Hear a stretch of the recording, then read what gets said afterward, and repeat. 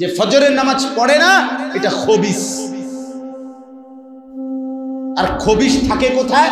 নবীজি বলছে খবিস থাকে বাথরুমে, পায়খানা। এই জন্য নবীজি পেশাব পায়খানায় ঢুকবার আগে খবিস থেকে পানা চাইতেন কিনা? আল্লাহুম্মা ইন্নী আউযু বিকা মিনাল খুবুসি ওয়াল খাবাইস। আল্লাহ আমি খবিস থেকে কি চাই? তার মানে খবিস থাকে কোথায়? পায়খানা। তুমি খবিস পেলে। ফজরের নামাজ যে পড়ে না সে খবিস, কাসলান। নবীজি বলছে অলস, অপদার্থ, অকর্মণ্য, ফালতু লোক, ফালতু মানুষ। রাসূলুল্লাহ সাল্লাল্লাহু আলাইহি সাল্লাম বলেন আমি রাগ করার কোনো সুরত নাই। রাগ করলে মদিনা শরীফ গিয়া ওনারে বলে আসেন, অসুবিধা কি? বিষয় লাগবে আমি বিষয় করে দিব, আমি জান। যিনি বলছেন উনারে রাগ করবেন, বোঝেন না আমার কথা? এগুলো বলছে কে? রাসূলুল্লাহ সাল্লাল্লাহু আলাইহি সাল্লাম বলছে। তো রাগ করলে উনারে না কইবেন, আপনি গিয়া মদিনা শরীফ রওজা শরীফের সামনে গিয়া বলবেন যে আপনি এই কথাটি কেমনি বললেন, আমারে কি করবেন? রাসূলুল্লাহ সাল্লাল্লাহু আলাইহি সাল্লাম বলেন ফজরের নামাজ যে পড়ে না যাকা রাজুলুন বালা শাইতানু ফি উযুনাইহি। নওজোয়ান শোনো মিয়া, রাসূল বলছে যে ফজরের নামাজ পড়ে না শয়তান তার দুই কানে মুত্তা দিছে। বালা শাইতানু ফি উযুনাইহি, তার দুই কানে শয়তান পেশাব করেছে। খোদার কসম এটা নবীজি বলেছে। কি বাবা জিন্দেগির সংসার আল্লাহর রহমতে আপনার দোয়ায় তারা তিনজন বিদেশ গপ মারে, আর বইয়া বইয়া পান খায়, রং খায়, বিড়ি খায়, চা খায়, বুটমুড়ি খায়। বাহ বাহ, চিকন একটা টুলে চা দোয়ানে বইয়া কি গপ। টুলটাও তো বালা নামি, একটা বালা টুলে বইতেন তত বালা আছে, একটা সোফা লইয়া বইতেন তত একটা মন্ডারে বুঝাইতেন, একটা চিকন একটা টুলের মধ্যে বইয়া একটা ফুডাঙ্গিরি মানে। তারা তিনজন বিদেশ, তারা আল্লাহর রহমতে আমরা ভালোই আছি। কিতা বালা বাদ কতটি খায় আর কি।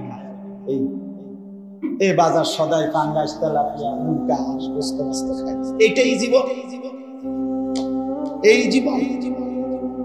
আস্তাগফিরুল্লাহ, আস্তাগফিরুল্লাহ। আখিরাত কোথায় বাপ? সন্তানের নামাজ কোথায়? বলে রাসূলুল্লাহ সাল্লাল্লাহু আলাইহি সাল্লাম ইন্তেকালের সময় ৬৩ বছরের জিন্দেগি যখন শেষ করেছেন, ২৩ বছর যখন ইসলাম প্রচার শেষ করলেন, কসম আল্লাহর বাপ, নবীজি যেদিন পৃথিবী থেকে বিদায় নেয়, মালাকুল মউত আজরাইল সামনে, জিবরাইল সামনে, আম্মা জান আয়েশা নবীর বিবি, ওনার বুকে মাথা রাখা অবস্থায় নবীজির জান কবজ করবে। এই সময় আল্লাহ রাসূল আয়েশা রাদিয়াল্লাহু তাআলা আনহাকে বলছেন, আয়েশা দুইজন ফেরেশতা সামনে, তাদেরকে সাক্ষী রেখে আমি চলে যাচ্ছি। আয়েশা যাওয়ার সময় শেষবারের মতো আমার উম্মতের জন্য তোমার কাছে বলে যাচ্ছি, আসসালাত আসসালাত আসসালাত। উম্মত আমার যেন নামাজ ঠিক মতো পড়ে, নামাজ ঠিক মতো পড়ে। আমার উম্মতরে বইল নামাজ ঠিক মতো বুঝে নিয়ে আসতে, আমি হাসরের ময়দানে থাকবো, আমি জান্নাত বুঝাই দেব, আমি জান্নাত বুঝাই। পরে বইল নামাজ নিয়ে আসতে। আরে মিয়া, এটা তো পৃথিবীর নিয়ম। কোন ডাকাত, কোন সন্তান যদি পাশানো হয়, তারপরও বাপের মৃত্যুর মুহূর্তের কথা, ওসিয়তকে পাষাণ সন্তানও পালন করে। কথা বোঝেন না? এটা আমার বাবার কি কথা ছিল? মৃত্যুর সময়ের শেষ কথা ছিল এটা আমার আব্বার। আমার নবী সাল্লাল্লাহু আলাইহি সাল্লামের মৃত্যুর মুহূর্তের শেষ কথা ছিল কি? নামাজ। হায় উম্মত, তুমি কতটা পাষাণ, তুমি সেই কথা বলে, সেই কথা বলে স্ত্রী সন্তানকে খুশি করতে পারতেন না। ভাইয়া বিশ্বাস করেন, আপনাদেরকে বলে, আরো যদি লুঙ্গি গুঁজ দিয়েও, কোমরে গামছা বাইন্দাও কষ্ট করে পরিশ্রম করে কামাই করেন, আল্লাহর কসম এই রাক্ষস দুনিয়া খুশি করতে পারতেন। দুনিয়া রাক্ষস, রাক্ষস। আমি এইবারও, আমি তখনই আলহামদুলিল্লাহ, এইবারও হজ্জের সফরে, এইবার হজ থেকে আমি আসছি সোমবারে, মক্কা মদিনায় দুইখানে প্রবাসীদের রোমে রোমে গিয়া বয়ান করছি। সবসময় যাই, 30 জন 40 জন প্রবাসী আমাদের বাংলাদেশি আর কি। আমি অনেকের কাছে শুনি, ব্যক্তিগতভাবে কথা বলি, কি অবস্থা। 18 বছর না 28 বছরও বিদেশ করেও বউ বাচ্চা সংসার মা বাপ পরিবার সন্তুষ্ট করতে পারে, কি করতে পারে না, হুদা হয় না, সন্তুষ্ট হয়, থাইকে যায়। আমি আজকেও বলছি, আমি এক বেটার 4 কোটি টাকা দিয়ে 2 তলা বিল্ডিং করছে, 4 কোটি খরচ করে এই বাংলাদেশে। আমি ওই বিল্ডিং এ গেছি, ওনার দাওয়াত, অত্যাধুনিক বাড়ি, আলিশান বাড়ি। ওনার ডেঙ্গু জ্বর হয়েছিল, ফু দিতাম, গেছিলাম ওনার বেটাই আমার আবদার করে নিছিল, দোয়া করতাম। 4 কোটি টাকা খরচ করে বাড়িটা করছে। গিয়ে দেখি বাথরুমে, আমি গেছি এর ভিতরে, বাথরুমে গিয়ে দেখি সিটকারির যে দরজার করাটা, সিটকারিটা এটা যে বল্টুটার মধ্যে লাগায়, বুঝেন নাই? সিটকারি বুঝছেন তো? সিটকারিটা যে একটা ছোট্ট জিডার মধ্যে লাগায় আর কি, সিটকারিটা বল্টুটা, এইটা নাই। এখন আমি বাথরুমের দরজাটা কেন লাগাইতাম? কন্যা কেন? পরে বালতি ছিল, এটার ভিতরে একটা বালতির মধ্যে অর্ধেক পানি নিয়ে এটারে দরজার মধ্যে ঠেলা দিয়ে তৈরি বলছি।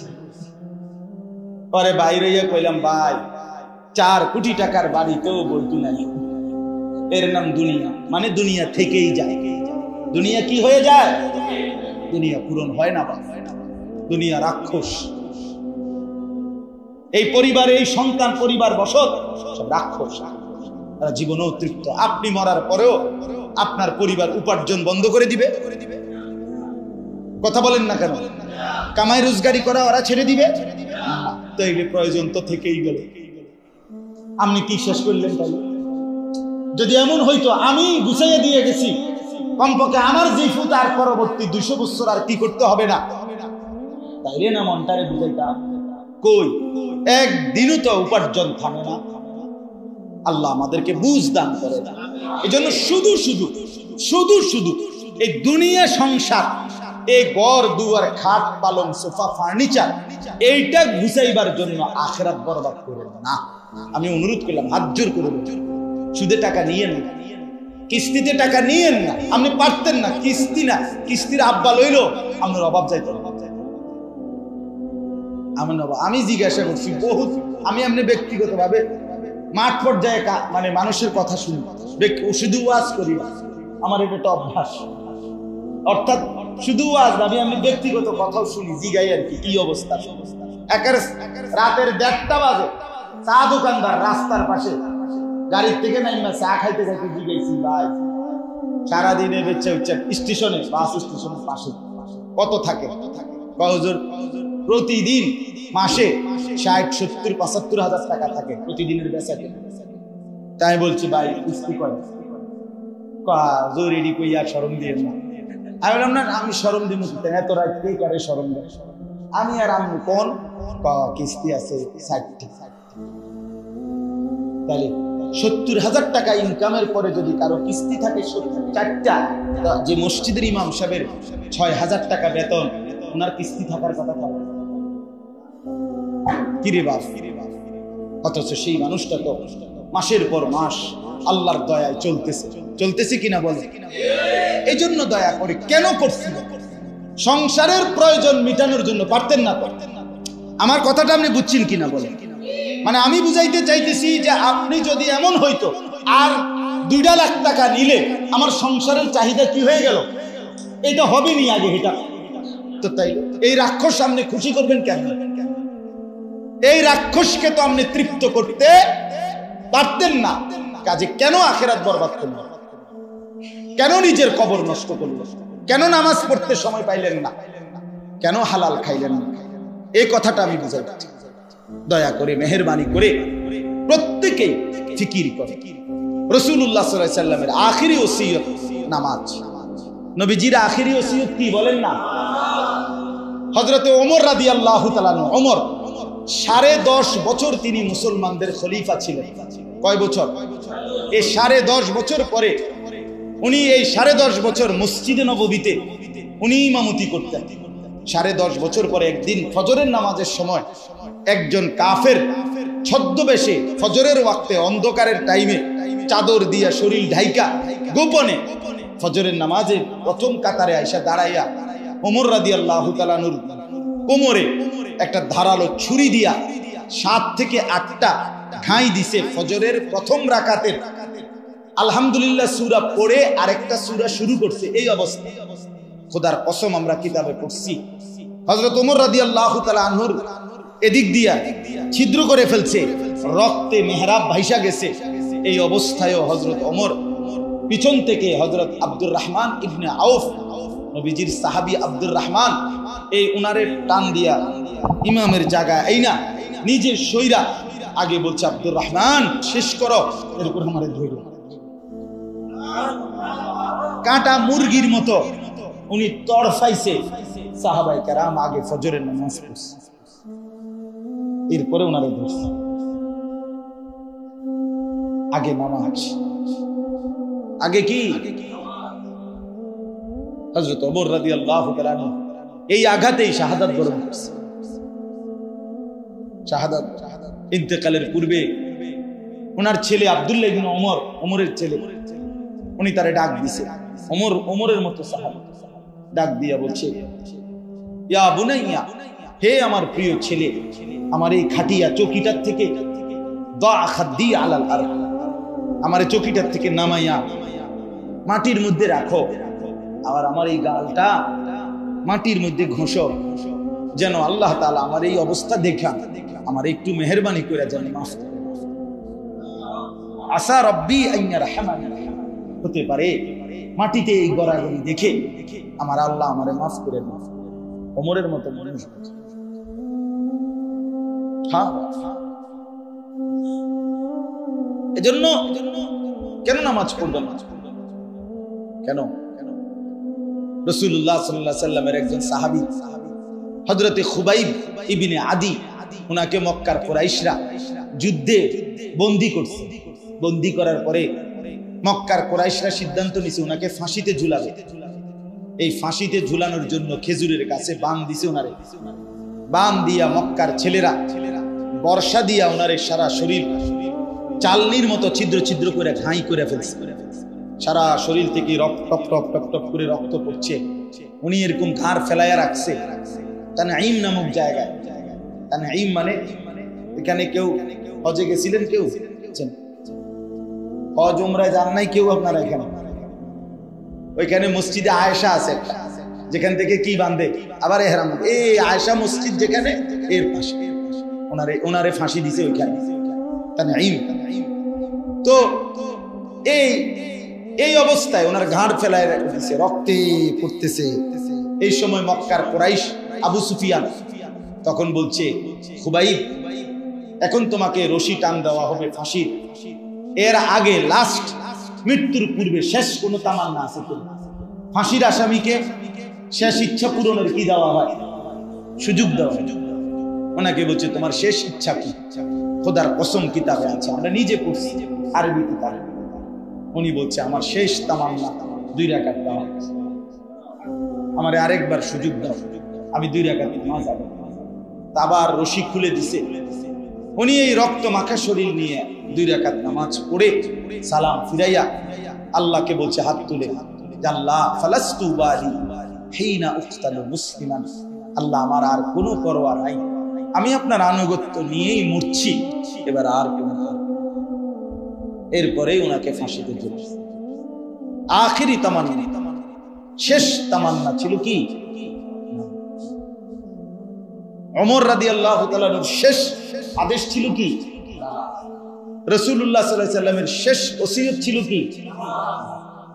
ইমামে হুসাইন রাদিয়াল্লাহু তাআলা আনহু এই মুহররম 10ই মুহররম কারবালার দিন তিনি যেদিন শাহাদাত বরণ করছেন, কসম আল্লাহ, শেষ ওনার 71 জন আহলে বাইত যখন শহীদ হয়ে গেছে, উনি একা ময়দানে একা দাঁড়াইয়া লাস্ট যুদ্ধকালীন জোহরের ওয়াক্ত হয়েছে, তখন উনি ওই পাশে দুশমনদেরকে বলছে, আমার এই জোহরের নামাজ আদায় করতে দাও। এরপরে আবার যুদ্ধ। তো শিমার জিল জৌশন, শিমার যারে আপনারা শুনছেন নাম, সে বলছে ওই পাশ থেকে, হুসাইন তোমার এই জোহরের নামাজ পড়তে দেয়া হবে না, তার আগেই তোমার গর্দান তোমার দেহ থেকে আলাদা করে ফেলা হবে। কসম আল্লাহ, ইমাম হুসাইন সাথে সাথে বলছে, সীমার তোর যা মন চায় তুই তাই কর, আমি নিয়ত বাঁধলাম। আল্লাহু আকবার।